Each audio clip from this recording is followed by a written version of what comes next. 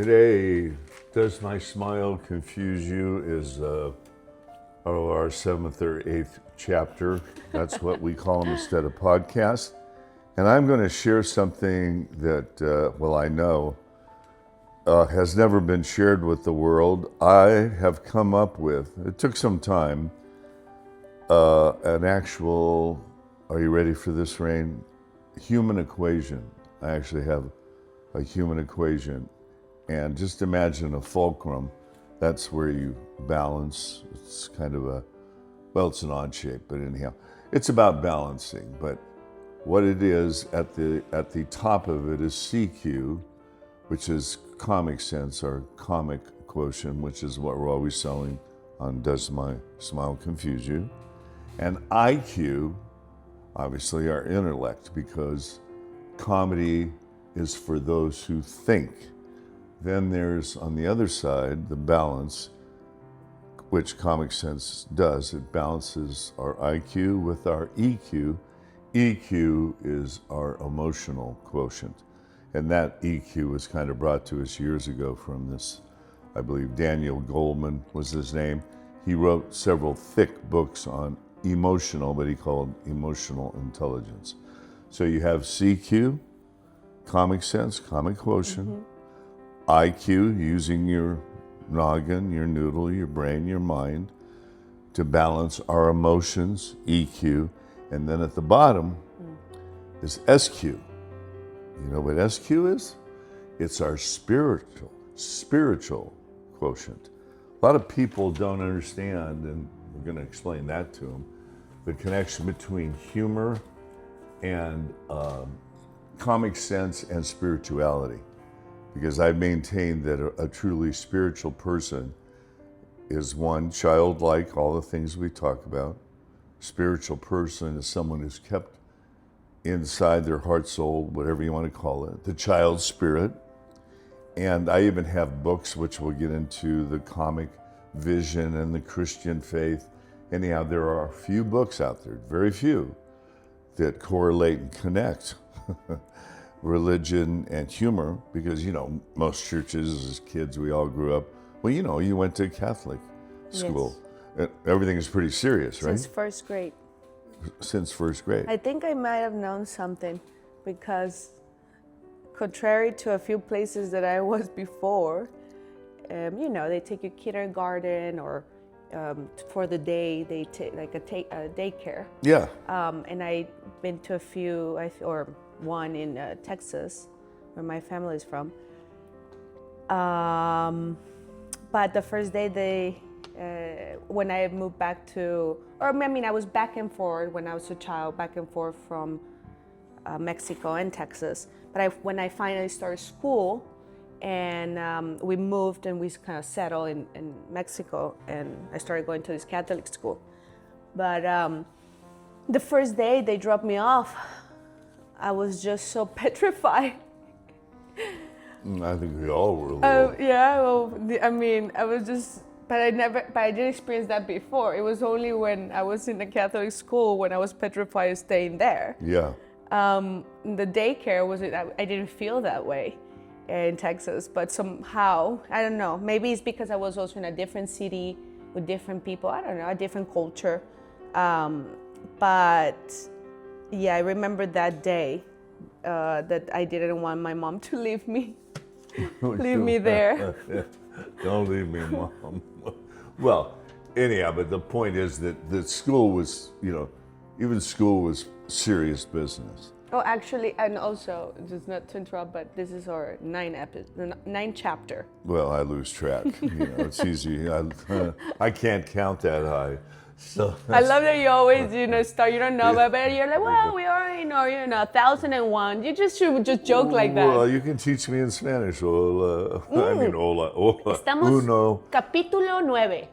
Capítulo 9? Yeah, Wow. there you go. What does that mean? Chapter 9. Chapter 9. Capítulo Okay, so it's 9. It's uno, dos, tres, cuatro. Capítulo uno, Yeah, I can't capítulo count. dos. Maybe up to 9. But sorry, so go ahead. You were saying about schools. But so school is serious. Catholic churches in general for kids and for everybody has kind of been serious. But I've noticed that lately, more rabbis, priests, what have you, great speakers are infusing humor to keep their, their people, their group, their flock, their audience awake.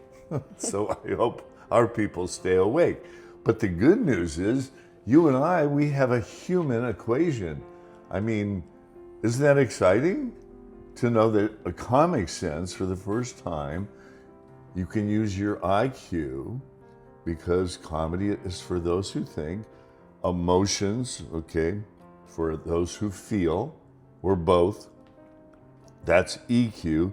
However, SQ. I thought it was sexy Q, but you know what? When you Well, said actually, when you said spiritual, I said, well, Yeah. spirituality is sexy. Well, and then I thought, am I allowed to say that? Yeah, because you always get me off the rails, because now it is a sexual thing. I mean, humor is one of the great things. Oh, okay, I see. to- Sensual, more not sexual, sensual. Well, it's sensual, Sexy is sensual.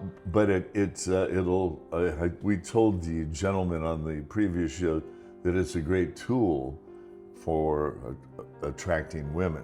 If you have a sense of humor. But I mean, like, what's sexy to you, for example? What is sexy? Do you want to look at it in your big dictionary? What sexy is? Yeah, like, do you want to give me a definition? No. Then would you want me to No, look I for? don't want to get that sidetracked. I want to stay with the fact that we have a human equation, and I want people to really grapple with that your comic quotient, your comic sense is what we're selling, and I mean selling it on this program, using your little mind to balance your emotions and also keep your spiritual side of your personality alive, because that's the child's spirit. That's what we're trying to protect in each and every adult as they get older. And that leads us into the biggest discussion I've seen on other podcasts. There's a lot of talk about happiness. Well, one of my favorite books is Against Happiness. And it's a wonderful book. The author, everybody should investigate this book. Against Happiness, Eric Wilson. Mr. Wilson talks a lot about the gains one can make from painful insights. And so we all know, as we talk about time after time, that pain is the great teacher, humor is the great healer. So Against Happiness, he talks about pursuing happiness is farcical, in that embracing your pain and really in owning it and owning up to it. It's a lot like the Proustian theory that you have to physically, mentally, emotionally own your pain. And you and I were talking about all the stories that are coming out now about this Epstein, which we rarely delve into the news of our time because that's covered by everybody else.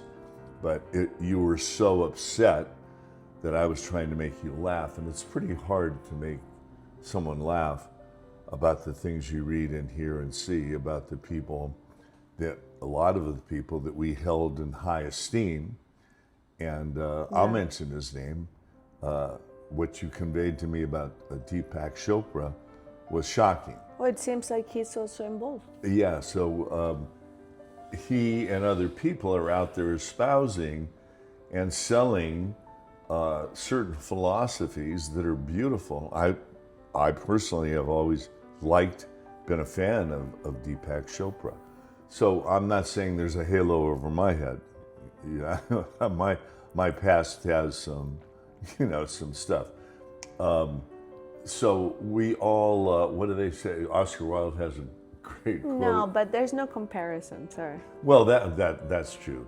But I want to make everybody put a smile on their face despite how disgusting and vile and all the other things this is. Oscar Wilde says, every saint has a past, every sinner has a future. Love that. So intermixed with trying to talk about serious subjects, this is why our human equation is so important. We need something to be able to communicate one-to-one.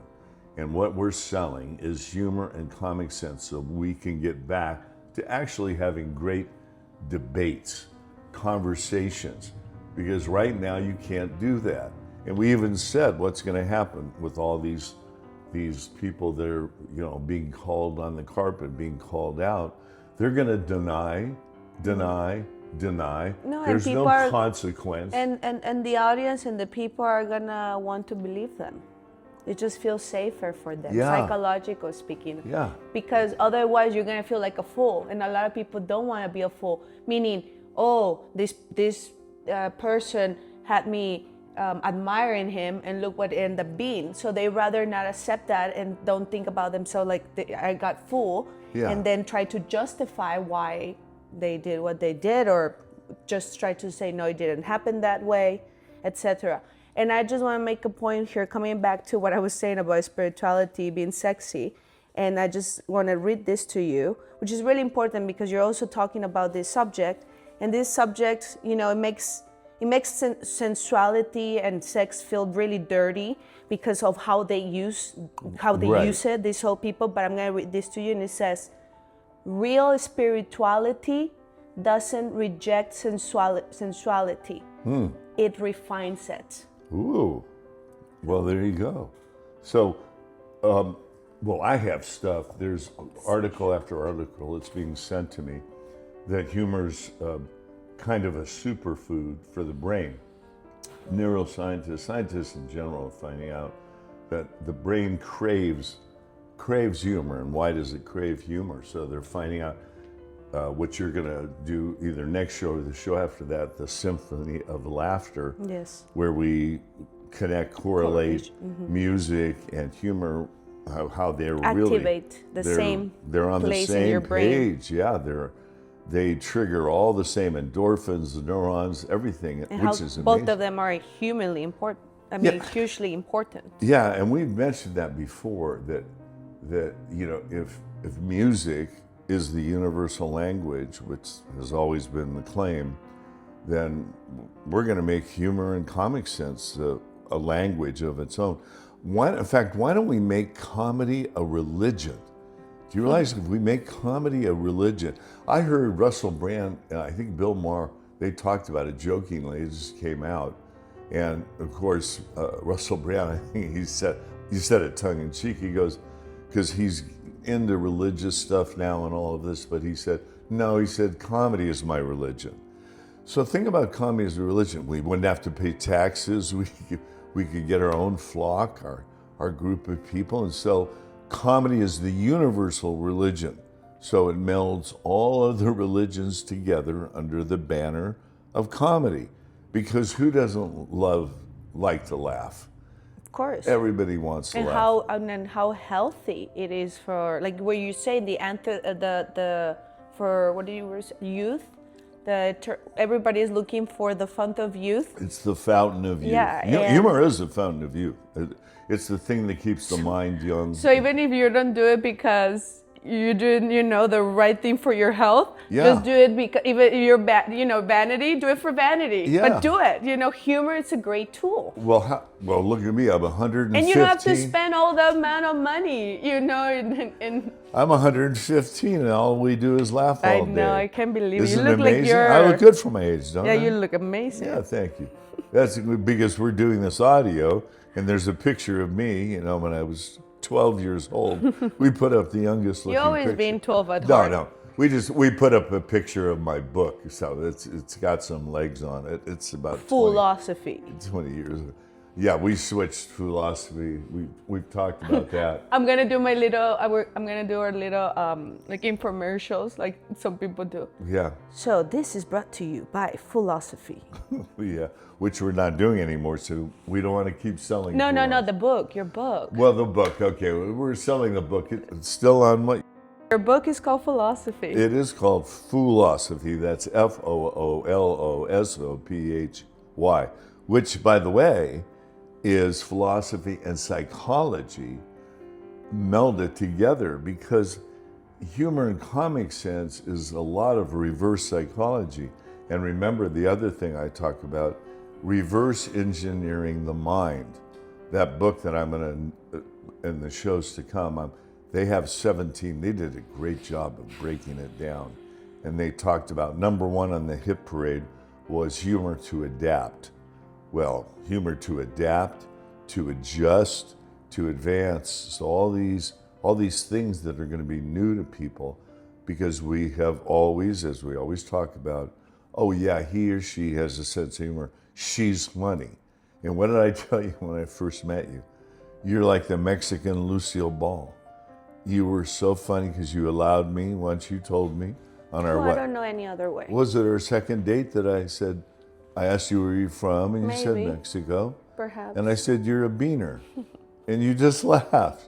I mean, that's wonderful, because in this PC, insane world, I imagine I'd a be little black bean, and I'm like, yeah, that's me. And then you love beans. I love beans. You I can love eat beans every day with the corn tortilla. Yeah, and I So won't Mexican. tell one of your other favorite things that come from eating beans. Nothing. Yes, So, it's something that comes from eating beans. So I was gonna ask you, how do you, not we humor, it's our tool, Our right? superfood. And our superfood and our superpower. Yeah. But going through all these really dark times, it's so called. How do you use humor in these circumstances? Because also you don't want to be insensitive, and you don't want to be rude to the circumstances that are going through. So I mean, the subject that they're being revealed to people are not to laugh of, but how do you integrate? Oh, and integrate. Integrar. Yeah, that's how you do really well. I can't speak Spanish. Humor speak English. in circumstances like this. Yeah. Well, first of all, humor is, you see all the great comics using humor to present horrific news. And that's the difference. I never watched Jon Stewart, but he was the guy, America. I remember a headline, Jon Stewart is where we all get our news. He's America's true only newscaster. And that was on Comedy Central when he first started. And then Colbert took over. So you watch all these Tonight shows, they use humor to talk about very ugly, gross things. And they're only doing it to make their audience smile. It's up to the audience, it's up to the people to go think about this. But when you have, like, I think Bill Maher showed a film clip, which he does quite often. You said people will continue to love and support these people. They won't give it a second thought, or in three months, 6 months, the story, and everybody will go right back to the same world. And we need to change that. We need to turn that wagon around. But humor does not preclude anger and being serious.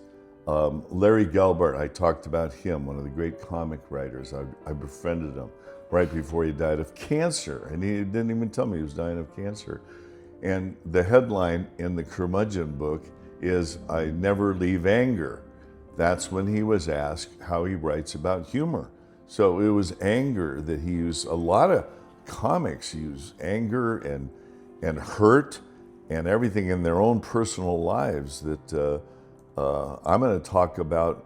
In fact, I should talk about it now, some personal stories about my mother. I did the same thing, Jim Carrey, Howard Stern. The list is very, very long.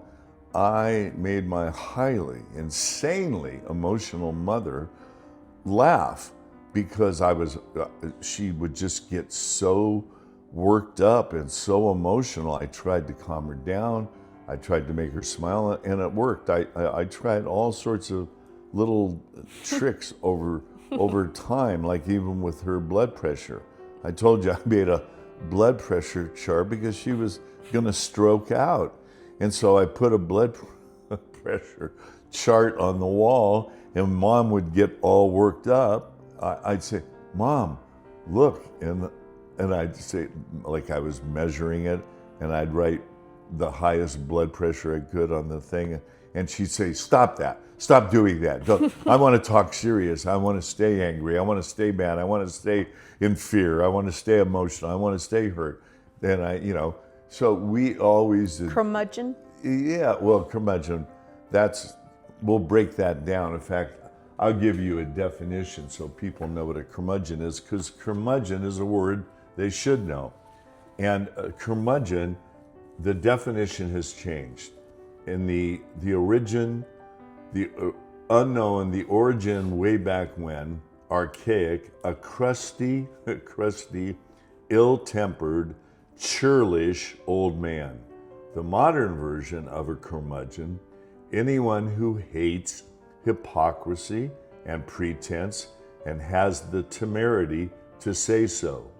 Anyone with the habit of pointing out unpleasant facts in an engaging and humorous manner. So there's in part an answer to your question.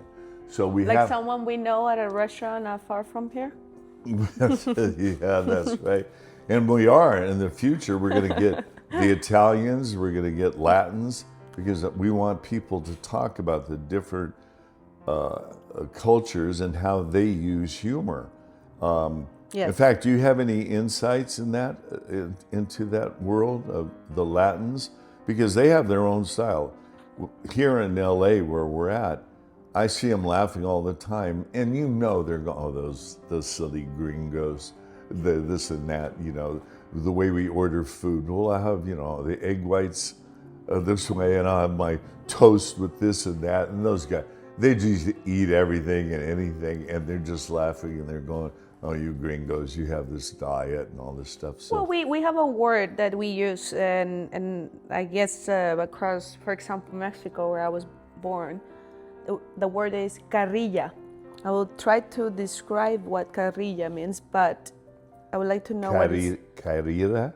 Yeah, I would like to know what it is in English. Carrilla, yeah, with double L. And it means, and it's kind of when, for example, you kind of make fun or mockery of your friend, but in a good way. For example, let's say I'm thinking you're heartbroken, right? And then, yeah, you know your friend is sad, but then you make a joke, you know, like, oh, right now maybe, you know, maybe she's with this other guy, but don't get depressed, man, like that. Hey, and it's like, it's a way of, Yeah, I know. you know, it's not to hurt the person, it's to kind of ease them out of their, yes. Yeah. And the guy, and you know, the other person respond like, hey, come on, you know, come on, like, but. Well, you know, another thing about humor and laughing at yourself is it always comes back. I always love Oscar Wilde quotes. To love oneself is the beginning of a lifelong romance. Yes. And I had to, because I've also said on our show that I learned very young, and everybody knows this about themselves. And if they don't, they should. In fact, I shouldn't say that.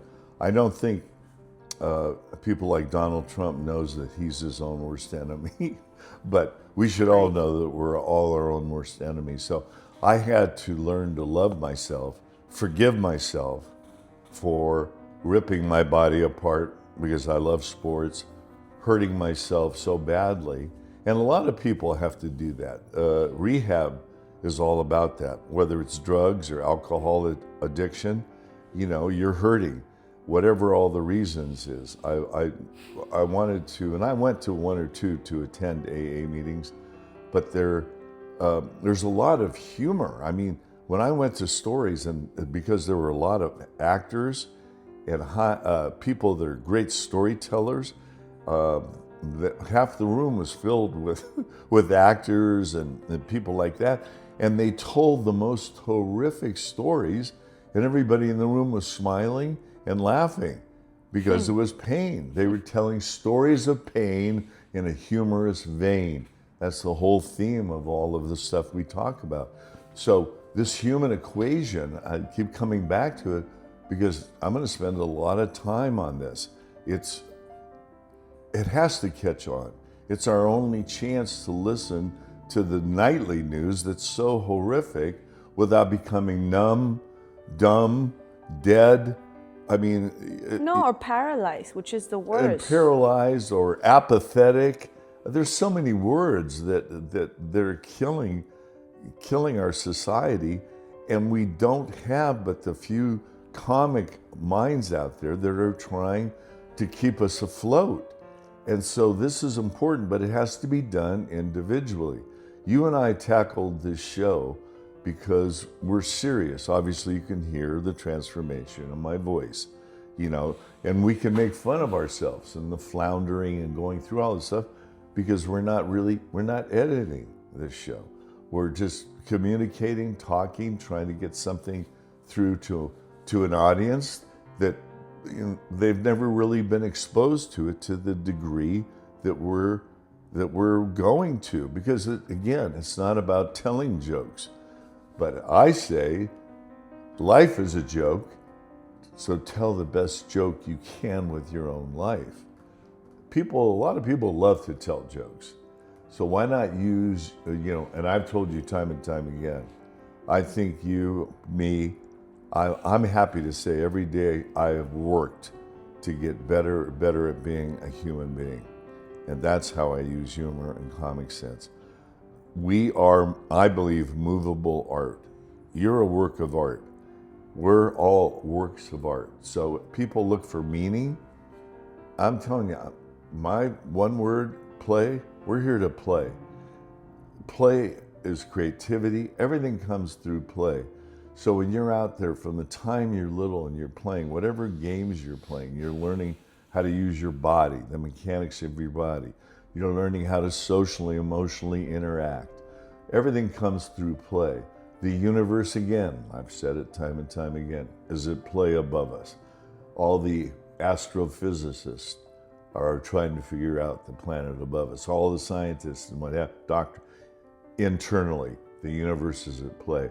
In fact, what's his name? Neil deGrasse Tyson? Mm-hmm. I love that guy. And if you see him, he's so smart, but what is he always doing? He's always smiling and laughing. And his sidekick, by the way, is like a comedian, but he's also very bright. And those guys together are a lot of fun, but they always have fun, and they're talking about, you know, incredibly deep stuff. And that's how you make heavy, deep stuff lighter. Tyson, he's Tyson, not Dyson. Dyson is the... Not the fighter. No, that's Mike Tyson. Well, he's pretty funny too. He's Tyson. No, he's Tyson. He is Neil deGrasse Tyson. Yeah. But you were asking Dyson. Dyson is the hair dryer and things, like the brand that does your... No. And I apologize to Mr. Tyson. Yeah, Tyson. No, I love him. He is amazing. But he's always smiling. They're always smiling. But you know why he gives such a great energy? And he has a great laugh. He has a childlike laugh, big, deep laugh. Yeah. But you know why he's great? Because I think a lot of his great energy comes from understanding the cosmos, understanding that what's beyond it's a great power. This little rock. We're so insignificant. And he has seen so much what's out there that his mind has expanded way more than what we used to be expand. With all this social media, how much can you expand your mind? Yeah. I mean, look, who are you spending time to be watching and being just distracted instead of expanding? And I think a lot of his energy comes from him seeing that, visioning that. You just tapped into something. The power in the individual, and you're absolutely right about him, and he should talk, everybody should talk more about, he gets a power from his knowledge, his wisdom, but it's not the kind of power where he abuses it. He's like Peterson, Jordan Peterson, all these people, they want to share. Remember, daring, sharing, caring? These guys really care. When you look at them, you have a feeling that they care. And you're right about Neil deGrasse Tyson. I'm sorry, his three names throw me off. But I love him so much. But his expanding consciousness is like the universe expanding. Playing, it's at play. He's at play. His mind is at play, a smiling mind. He has a smiling mind, yes. One of our titles. So all that stuff, as we break down these various characters that the audience knows, that's very important, what you just said. And so what you can do, each individual, this is what we're trying to do, is expand their consciousness. When I said comedy is consciousness, and guys, I got a chance to, Sacha Baron Cohen had dinner one night. I didn't even recognize him. He was at our favorite Italian restaurant, And he was married at the time to Issa, is that how you say her name? The actress that was in Wedding Crashers. Yeah. Talk about comedic greatness. Red she hair. was so good in Wedding Crashers. Anybody who hasn't seen that movie, get with it. I don't know how many years, 20 years, but it's still classic. It's funny. Yeah, well, Vince Vaughn, they're so good together. But Issa Bradley is Cooper. fantastic. I mean, she is just fantastic. She goes, "You better never leave me." What did she say? She goes, "I'll find you." I mean, but with this, I found no, you, whatever she said. She but was yeah. great. So they were together, and Sacha Baron Cohen, once I recognized him, because he's such a chameleon, he can like change just like his characters. He looked like a 6'4" banker because he's tall when he came in the restaurant. And so this is actually a funny story. So instead of sending him a glass of booze or getting up and walking across the Italian restaurant, they had 2 pizzas. They're real thin, delicious pizza. And so I sent him, I was with friends from Boston, and I said, "Oh, we got to send him. I think that's Sacha Baron Cohen. I want to share with him comedy as consciousness." That's when I came up with those 3 words. And I said, "Yeah, the expanding mind," just like what you're talking about. And so we decided they had a sausage, fennel sausage pizza, or a, what's it called? Anyhow, it was like a margarita. It was just a vegetarian pizza. So a truffle oil. So there was only 2 pieces. Well, I sent him the fennel sausage pizza. He waves to me across the room. He picks up the pizza, And like me, yeah. walks it over to me, and he said, "Thank you so much. That was so kind, Baba." And we introduced ourselves. And he said, "But we're vegan or schmegan or whatever he is." Well, is he Jewish? Yeah, he is. Well, they don't need pigs. Well, not only that, but they were really into health, whatever. And she was pregnant. She was about ready to pop. That's why he had to leave early. If you remember, he left the restaurant. You weren't there. Sorry, you weren't there. It was Haley. And he walks over, he gives me the thing. I lay on Comedy's Consciousness. I then send him the truffle pizza. He comes over again before he leaves. We talk about Comedy's Consciousness, and he goes, "Whoa." He goes, "I'm going to have to think about that." So that is the expanding consciousness, expanding mind. And the more you laugh at yourself and the more you can open up. I mean, we talked about drugs, why we're always trying to expand our consciousness. Well, I use comedy and humor to expand my consciousness, because what's so great about smoking weed? Everybody's always laughing. You watch the difference between Bill Maher and his Random Club, where he's high.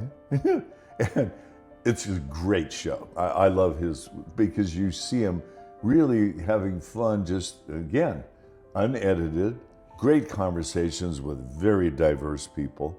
I really like that show. His other show, I'm sorry, to talk about politics, I'm glad there's people out there going after it, but it's a waste of time. Well, you know how you Because were. they're all corrupt. Do you know how you were saying that?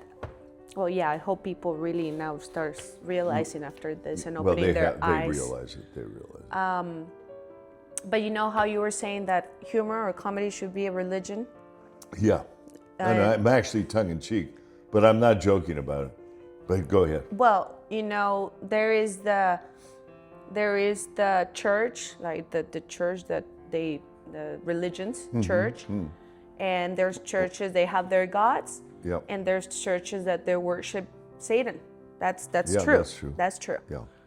But I was thinking, well, either or, right? Either or what they want to sell us or make us believe or give us this belief, it's all based on things that you have to believe without seeing, right? You have to believe Without right, seeing. Right. But interesting that in life, humor is actually something that you can see, feel, embody, believe in it, because the proof is here. You're shocking me. Guys, you won't believe this, but Rain and I have never talked about that. Rain's our producer, who are in the prior shows, spoke very little.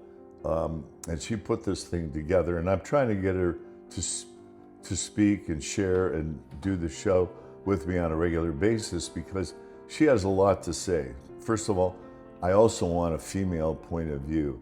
And Rain has lived in many worlds.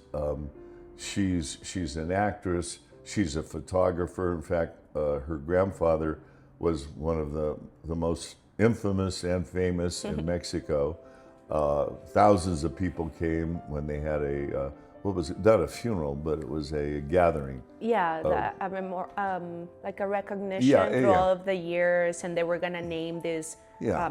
convention after his name. I an- can't. an honor. I'm not going to give you her talents. They're many. They're numerous, and the thing that she does best is kick my butt.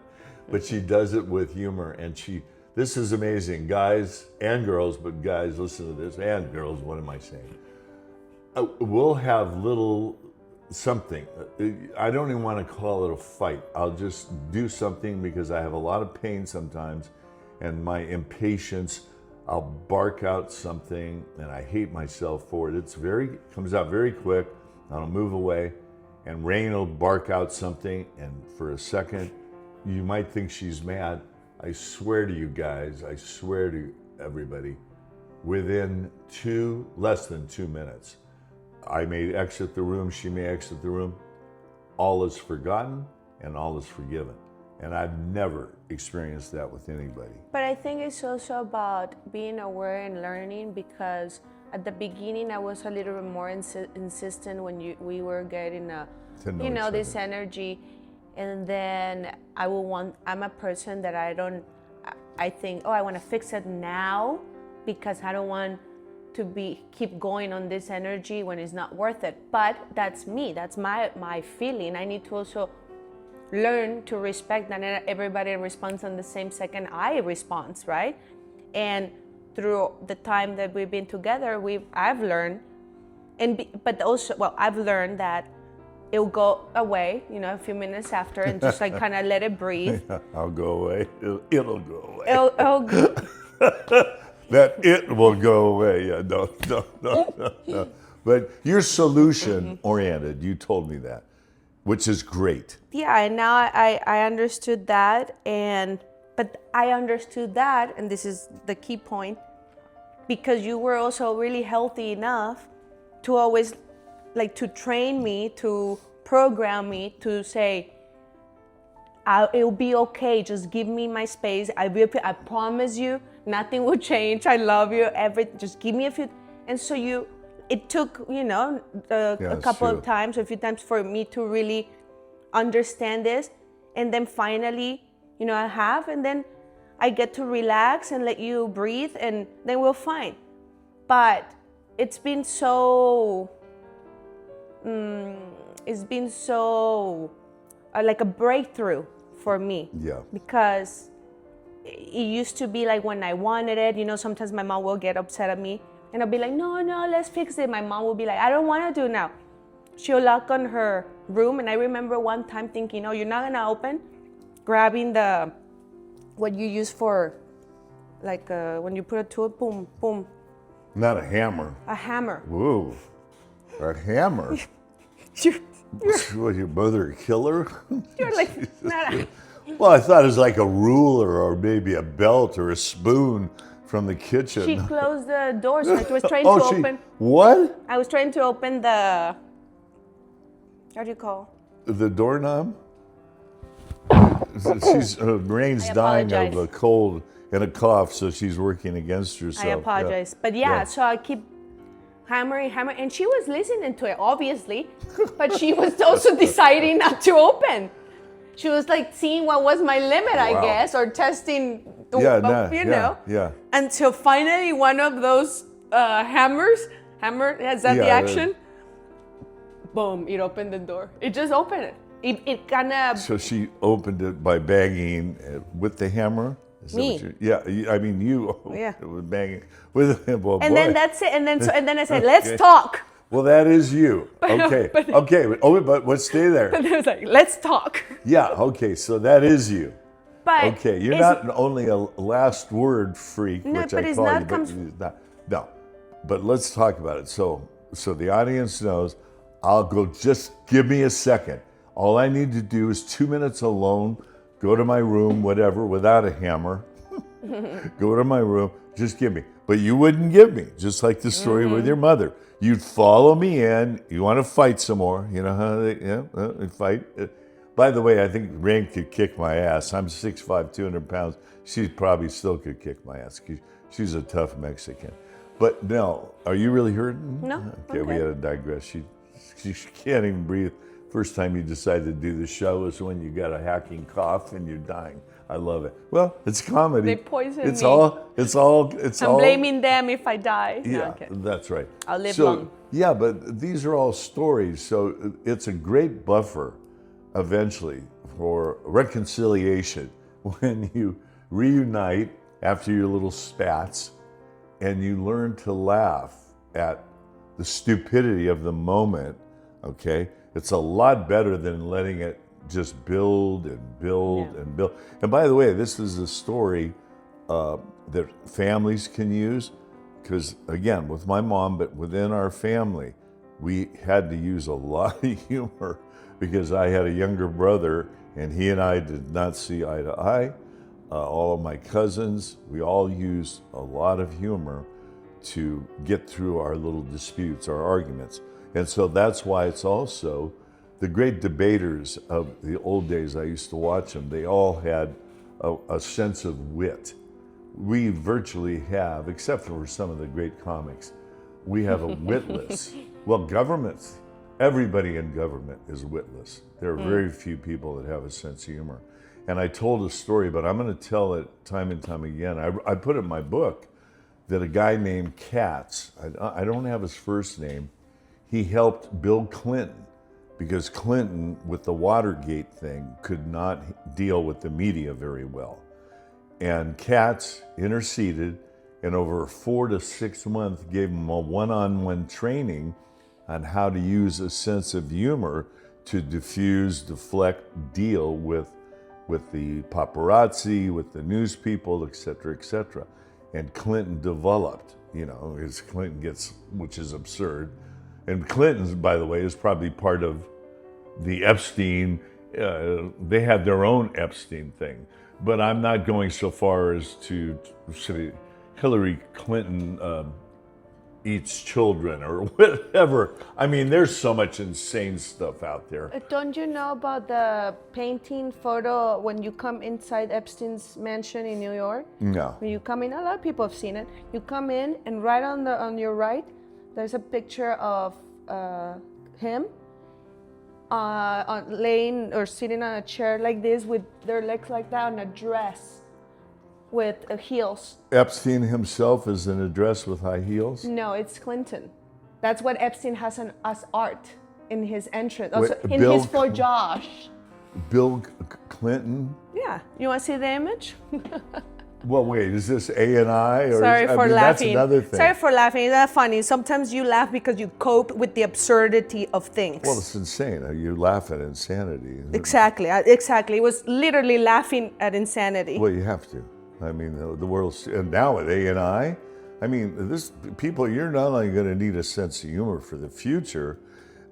I don't know how anybody gets through a day without laughing at the insanity after you're angry or hurt or whatever. It's just, I hate saying whatever. It's my least favorite word. We became a whatever society. That is a picture, I'm looking at. No, it's painting. It's on the wall. It's a painting Yeah. of Bill Clinton. And it's big. It's like all that size, for example. Well, wait, so Epstein, this is obviously Bill Clinton using his, I guess that's what he calls humorous, which it is, with red high heels. Yeah, well, maybe we need more of that in politics. I think a lot of those politicians should wear dresses to Congress. They're so absurd. If you watch the Brits, in their form of Congress, they have some humor and wit. We have witless, feckless thugs. These guys are they're all boring, and people sit and watch news Good hour point. after They're news boring. hour. They are so boring that I mean, I would rather. Zero personalities. I mean, to tell me the right, left, the Republican, Democrat, my guy is better than your guy, my girl is better than your girl. No, they aren't. They're all a bunch of bores. There are very few people. And trying to make everyone believe like you have an option. Oh yeah. So they keep everyone divided and keep us down. Oh, it's just people, you're going to have to do this individually. Everything has to be done. It can't be done in a mob. It can't be done if you're a Republican wearing a red hat, if you're a Democrat wearing a blue hat. It's not going to be done with hats. You're going to have to reach deep down in your heart and soul and inventory, develop your comic sense, your sense of humor. You have one. Don't worry, you don't have to be funny or tell jokes. You just have to keep a smiling mind. So in other words, when you're hurting on the outside, something affects you. This is what I had to do in sports and the whole thing. In fact, there's a theory that when, you see comics do it. They're saying something that's deadly serious on the outside that's funny, but inside, just like Larry Gilbert, they're angry. They're pissed off. They're trying to communicate. You watch George Carlin, a lot of people didn't even think he was funny. He got so dark, but I loved him. I mean, I loved him because he just got fed up. Ricky Gervais, when you showed me that, because I don't watch the news, by the way, people. I don't read the newspaper, so all these names, Stay away. I don't know their names. But Rain showed me Ricky Gervais at the, not the Oscars. Was it the Oscars or Golden Globes. The Golden Globes. 2020. 2020? Where he just stood there and he told him, he said, well, we're going to have fun. I'm going to make fun of you guys. He kind of set them up, but you could see as the camera, panned to their faces. A lot of people were, everyone was either smiling or laughing, but for different reasons. Exactly. And they didn't like it. It hurts sometimes, and comedy is, here's the 3 C's. Comedy, I'm giving them a lot of stuff on this show, but that's okay. It's coming out of me now. Comedy, there's 3 C's. Comedy, criticism, clarity. So we have comedy, but comedy, a lot of criticism is involved in comedy, as you're all well aware, and clarity is what we have on the back end if you pay attention. So we laugh to set ourselves free. We are actually each and every one of us, trying to liberate ourselves from the insanity we deal with every day. That's what this show is all about. True freedom can only come individually. We are no longer the land of the free, and we're losing our free speech. This is what really pisses me off, and it pisses off everybody else. You've got to watch the people and listen to the people that are using humor. My friends all watch, and I hate to admit it, because now I'll probably lose a couple friends because my friends watch Fox News. Well, I don't watch Fox News, but then whatever the side is for the Democrat, I don't watch that with regularity. I don't need somebody else's opinion. I can form my own opinion. And by the way, people, that's what we want from you. Don't repeat like a parrot what you hear on a news. Investigate, do your own homework. That's one good thing about the computer, which I won't use. But we're going to have to do this individually. And so this show is really important. And Rain and I are doing it because we care. And anybody and everybody that comes on this show cares. And it's going to be very few or a lot of them. But well, yeah, and I think it's important to put it out there that we're doing it because we feel it in our hearts. We have a good life, and I'm really grateful for that. We can be at the beach literally drinking margaritas and not doing this and keep having a great life. But I do believe that also staying silent, it's not neutral, it's supporting, right. And if we have this philosophy, we need to share it. Well, it was Birding what Rain saying, and she came into my life a couple of years ago. So for 30 years, I've been carrying this idea about comedy as consciousness, how singular, how valuable a sense of play and sense of humor. And I practice it, by the way. It's not just something I do. I'm not a person that ever wanted to stand on stage and make people laugh inadvertently or accidentally, or because I said some truth or something that was irregular with my mannerisms. I make people laugh all the time. I've had people every day tell me I'm funny. I said it on last week's chapter, as Rain calls them, podcast, that throughout my day I'm using humor. But Rain also said we have a great life. No, we are renting a place right now that we had to move to. We lost our home. I lost thousands of books. The most cherished writing. I had 3 or 4 books. I had screenplays. I had all this stuff that I didn't make, stupid me, I didn't make copies of. She lost her cat was killed, the thing she loved the most on Sunset Boulevard. Prior to that, her car was totaled. So we've lost. I'm just saying, we haven't had the greatest life in the last 6 I'm going to months. rephrase it. I have a good life Right. because I have you. Oh, well, okay. All right, guys. We're going to have to get romantic now. And I think what I was trying to say, I wasn't trying to sound by any means a little arrogant, like I have a good life, I could be drinking margaritas. I think I was coming home, and I want to understand that, doing this, it hasn't been easy for me, like actually speaking. Yeah. And I think Not I easy for me. Yeah. reflect at the beginning of it. But you came into my life. I also believe that you came into my life and you have this beautiful mind of yours with this philosophy.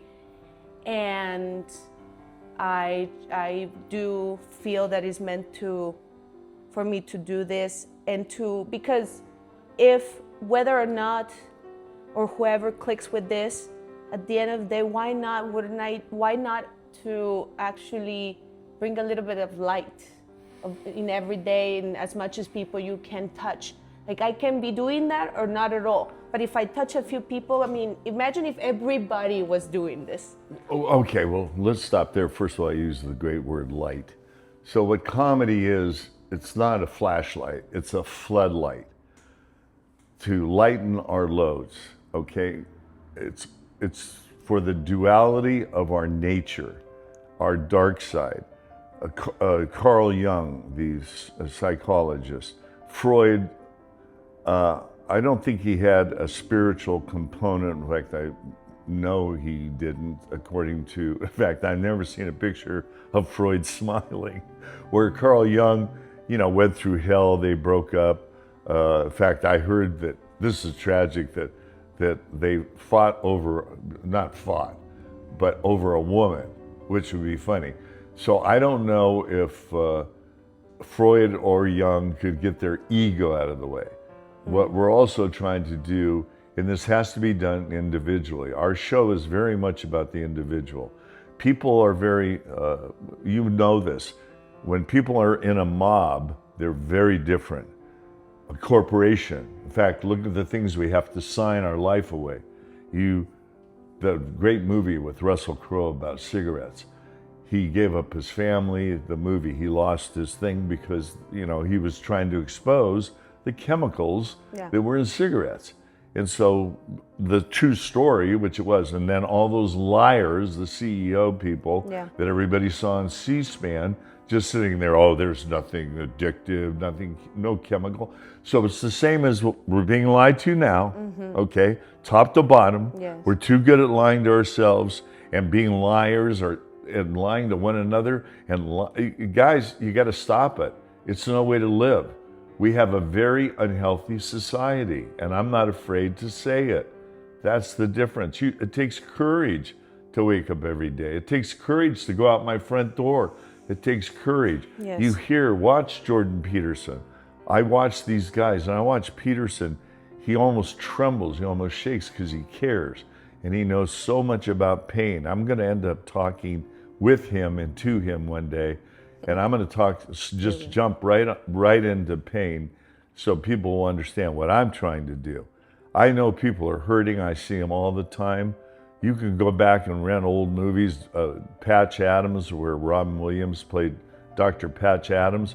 And by the way, I spent the last 8 years dragging my mom and dad in and out of a hospital. And man, I hate hospitals. It was hard. And every time I went in there, they had on news, they should have exactly what Patch Adams tried to do. They should be watching all great comedies. Hey, go back to Laurel Hardy, go back to the Three Stooges, the Marx Brothers, to contemporary comedies. Watch anything and everything in hospital, every TV, so patients can laugh. Because I guarantee you, half of the healing process, placebo or not, is laughing. And laughter, they know, is the best medicine. They're finding it changes the chemistry, and we all know this. Didn't you mention someone that actually cured himself by? Well, the Anatomy of an Illness, Norman Cousins was given, I think, 1 in 500 of surviving. So his two big tenets were vitamin C and laughter. And yeah, he checked himself, I think he was a doctor, I can't remember, checked himself out of the hospital, and he claims that laughter is what he watched it 24 hours a day. I'm sure his diet, which we know. Yeah, other factors. Well, we'll get into all of that because diet has a lot to do with everything. And by the way, we have an obese society, okay? So we have to talk about all these things. I remember Bill Maher when I first started watching him, and he says that, hey, I was talking about this and that years ago, and he was. And a lot of comics deserve credit for being out there, for being brave enough, which he was, after being fired from ABC for, ironically, his show was titled Politically Incorrect. And by the way, his show happened about the time I was writing my book, because anybody who was paying attention could see the world was headed in the wrong direction. And now we're in the thick of things. A lot of people say we can't turn the wagon around, the wheels have come off the wagon. We don't believe that. I never give up. I couldn't give up because, as I said, I was severely, badly injured, and I had to play with the best athletes at 50% capacity. So I know what it's like to play hurt, another term we always use. And we're all playing hurt in life.